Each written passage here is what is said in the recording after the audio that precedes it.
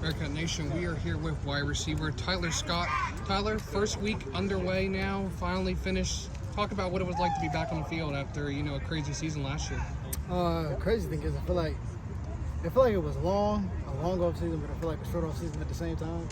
Because I feel like you just walked off the field versus Alabama, But I mean, it was exciting finally getting to play another team. Been beating up on your own team for so long, through camp and spring ball, and then finally getting able to face another opponent was fun. So the first contest on the road versus very talented SEC team in Arkansas. Finished the day with 5 catches, 77 yards. Talk about what it was like, that environment out there. Obviously 75,000, which is the 7th largest crowd in that stadium. Talk about what that environment was like and how great it was to get back out there with the guys. Yeah, I mean, it's fun, because those are the type of things that you dream of, is playing, in front of crowds like that. You see it on TV growing up, and then to finally, step out on the field and you look around, it's like, man, there's all these people. So it's just an honor, just a blessing, just to be out there, first and foremost, and then just,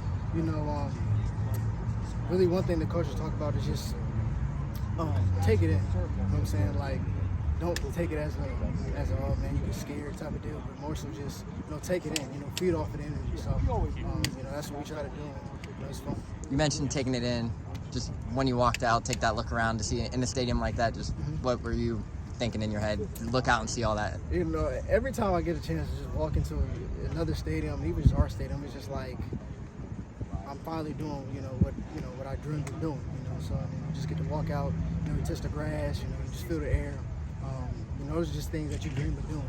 So it's just really just a great opportunity just to walk on to different stadiums and different atmospheres, because some people don't even get a chance to do that. So it's just really just a great feeling just to do that. As Neil mentioned, you had 5 catches. That was the most out of all the Bearcats on Saturday.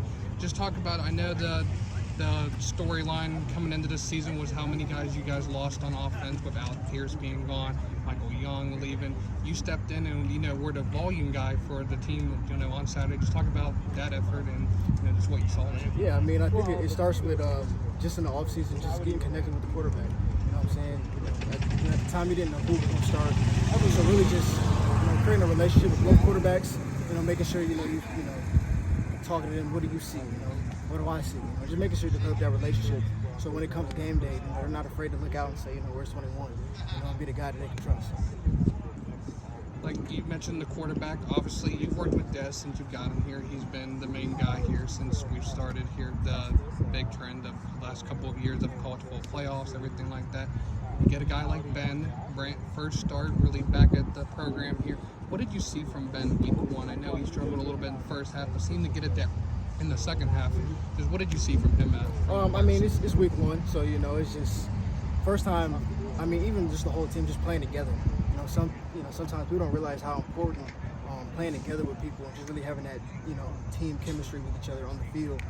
How important that really is. Just really playing together is just a big thing that we have to continue to do.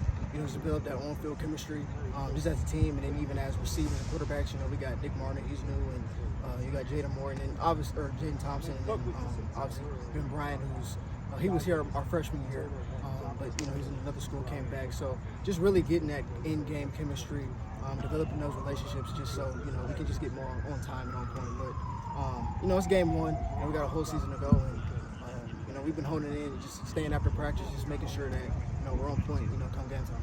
So Justin mentioned guys like Alec Pierce leaving, Michael Young leaving. You're now taking into that veteran leadership role. I know we talked about that at camp. Seeing a guy like Will Pauling step in on that first and second drive with three catches on that first drive alone, how great was it to see a guy like Will step in that role and get those early actions? Yeah, I mean, it's good to see because, I seen it when he first got here. His first spring ball here, he kind of already showed, he deserved to be here. And he deserved, a chance to show what he can do. But, finally getting his chance to go out there and finally get some catches, get in on some crucial third downs and things of that nature. It's good. It's good for the room because now it just gives more depth for us. So it's good to see. And you finished Saturday's contest with 5 catches, 77 yards, but you're seeming to be dominating the battle versus the DBs. What were you seeing from that Arkansas DB to get open and create plays for this team? I think it really just comes in for just film study, just knowing, knowing what you see, preparing through the week. So you just see different tendencies in DBs and knowing what they do best and what they do, not so good. So really just taking advantage of those weaknesses and those tendencies and just being confident in myself, just growing from last year, you know, my craft and just really honing in the offseason, you know, just adding all those things together just so, you know, when I go out, I can dominate. Did they show a lot on tape, or was there something that surprised you to where you could win those one-on-one battles? Yeah, well, the crazy thing is the defense that they showed on tape is actually the defense that they didn't come out playing. They kind of played we kind of prepared for a 3-down front. They ended up going a 4-down the whole game, and we only seen a 3-down front, I think, twice.